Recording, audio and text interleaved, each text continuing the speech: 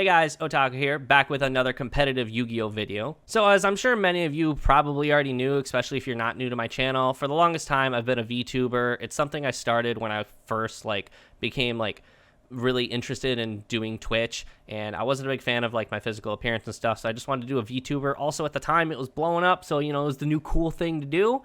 But nowadays I just don't care, and also I've also noticed that a lot of you in the comments don't like it anyways, so we're just throwing it out the window, so you're just gonna have to deal with my baldness going forward. But that's not what I'm here to talk about today. Today I'm here to talk about cheating, specifically at the YCS Vegas. So for those who are not in the know, YCS Vegas just happened this past weekend as of recording this video, and it was a 3v3, so the turnout was a lot bigger, and in turn, it was just kind of a dog shit YCS.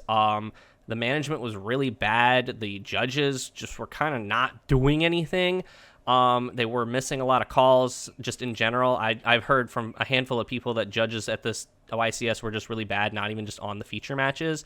And then overall, there was a lot of controversy with the fact that it started late, and then the sizing of the venue was not adequate for the turnout, not even adequate for the cap that they originally presented. It was just overall a very poorly handled YCS, which in turn goes along with the topic that I'm here to talk about today, which is cheating. Now, when it comes to, cheating, there's one rule and one rule only. Don't fucking do it. Now, I of course do understand that there is such thing as just accidentally cheating, like you cheat or you make a play that is illegal and it makes it through and you just didn't realize that you did that, which only further comes with the concept that you should understand what your cards do ahead of time, and you should also understand what your opponent's cards do, so that way you don't let your opponents cheat, because sometimes it's not accidental. And some of the topics I'm here to talk about today may or may not, or at least could be argued that they weren't on purpose, but there's one in particular that I'm very confident was on purpose. Maybe not the first time, but the second time.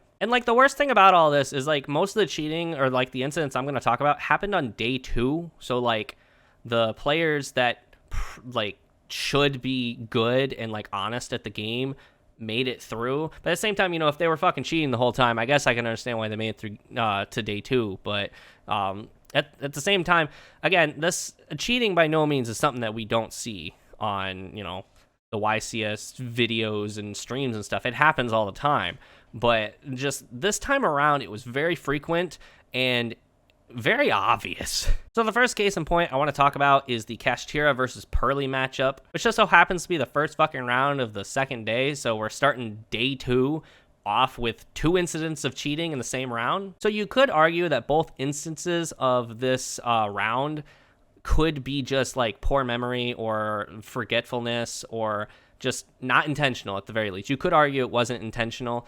but at the same time, it still happened. The round started off pretty normal. The Pearly player took his turn. He got interrupted enough that he didn't have a very established board. And then player 2 comes in and starts his turn off with Pot of Prosperity, revealing the fact that he's playing Kashtira. And this right here is what starts the events of cheating. Pot of Prosperity on activation, on resolution, means that you cannot draw cards for the remainder of the turn, which typically isn't a big deal because most Yu-Gi-Oh interactions nowadays add, and that doesn't count as drawing. However, as the Kashtira continues to take his turn, he does end up getting interrupted with an infinite impermanence on his Kashtira Unicorn, making it so he doesn't have a whole lot of plays. He then proceeds to normal summon Ash Blossom, make Baron de Fleur, and then he activates triple Tactics Talents. Now right here, the commentators even physically say, you cannot draw 2. And there is a triple tactics. You cannot draw. Now, this play is noticed almost immediately. He makes a couple of plays going forward, but realistically, on the activation of talents, he had to have taken a card or ripped from hand, but his opponent didn't have a card in hand, so he could only take a card. However, the reason that he even activated triple tactics talents is because he was under the assumption that a monster effect was activated that turn, and kind of technically one was. See, when player 2 summoned Baron, he used Baron's pop effect to try and pop the My Friend Pearly off the board. He was then met with player 1 using Effect Veiler on Baron, and he then, of course, responded by negating Effect Veiler. And the problem with this is that Baron negates activation. meaning technically a monster effect was not activated that turn. And this was something that the judges then later ruled that it was an illegal activation of Triple Tactics talents because the effect Veiler was not technically activated because the activation was negated. And that's it for that instance. However, we make it then to game 3 and shit goes down again. So the Pearly player ends up going first, ends on a typical Pearly board. They have Pearly Happiness instead of like one of the other Pearlies, which is fine. He has 2 Sleepy Memory attached, and he has new Pearly Yeep set. Typical board. And then the Cashier player ends up activating Race Off and is met with a Noir to get it off the board, thus meaning that it can't resolve its add effect. And then once again, we are met with Triple Tactics talents, which this time it was a legal activation. He then announces that he's going to be taking the Noir. Obviously, the Pearly player detaches the remaining materials, so that way he gets a Noir with no materials. And he summons Typhon, the Star Slayer motherfucking card. So this was just straight up cheating, or just an illegal summon of Typhon. Again, I would argue this wasn't intentional because time was literally down to the mere seconds, so this could have just been under pressure.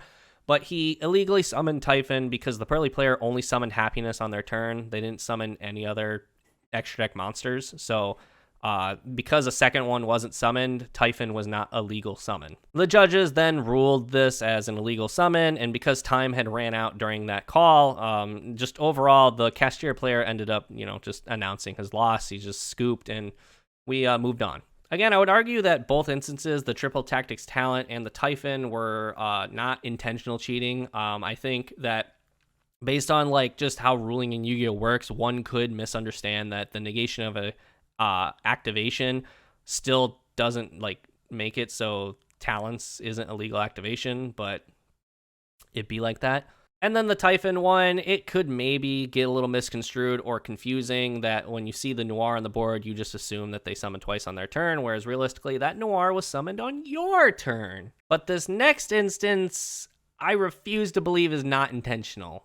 This next instance is the Yubel versus the Voiceless Voice duel that again happened in day 2, and this looks so intentional it's actually irking. So the duel progresses kind of as normal, and the Yubel player ends up summoning the Fusion Yubel, but they summon it in column 5, I believe is the number. Regardless, they summon it in a column that's not in the extra monster zone column, to which the Voiceless Voice player then proceeds to request to read the Yubel Fusion, which is, nothing out of the ordinary so far, because if you don't know what your opponent card does, you are free to read it. However, immediately after reading this card, he proceeds to put it in the zone directly in front of the extra monster zone. You see where I'm going with this? The Voiceless Voice player then plays out his turn just a little bit more and Link summons into Relinquished Anima. And then he attempts to use Relinquished Anima to steal the Yubel that he put in the wrong column. The judges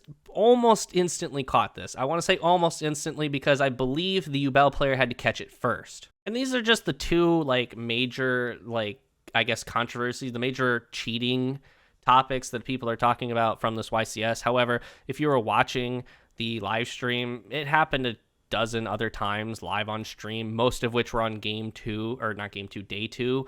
And it's just really disappointing when you start seeing some of the higher players on day 2 doing shit. And again, I understand accidental cheating happens, or not necessarily accidental cheating, but mistakes happen, misplays happen, illegal activations happen because there's 1,000 minuscule rules to this game. It's bound to happen every so often. But that's what the judges are there for. And again, like I said, the problem is that this YCS had really bad judges. They just weren't catching shit.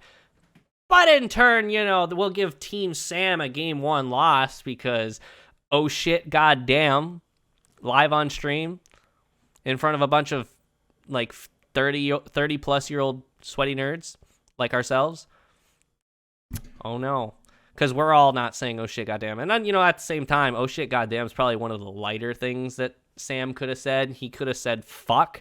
I could maybe understand if he said fuck, but oh shit, goddamn. And they want to say that it was bad sportsmanship. But the context, Sam was like, oh shit, goddamn. He was shocked. Not shit, goddamn. No, I don't know. I digress on that one because that's not what I'm here to talk about today. Every other channel's talking about that one. But I want to thank you all for watching. If you liked the video, don't forget to leave a like and also hit the subscribe button. Also hit that little notification bell if you want updates on when amazing competitive Yu-Gi-Oh content gets uploaded. And like I said, I hope you guys liked the video. This was kind of random, was not the intended plan for this week. I had something completely different that I was really excited for, but this is just something I want to talk about because it's been irking me since it happened. So yeah, I want to thank you all for watching, and I'll see you all next week.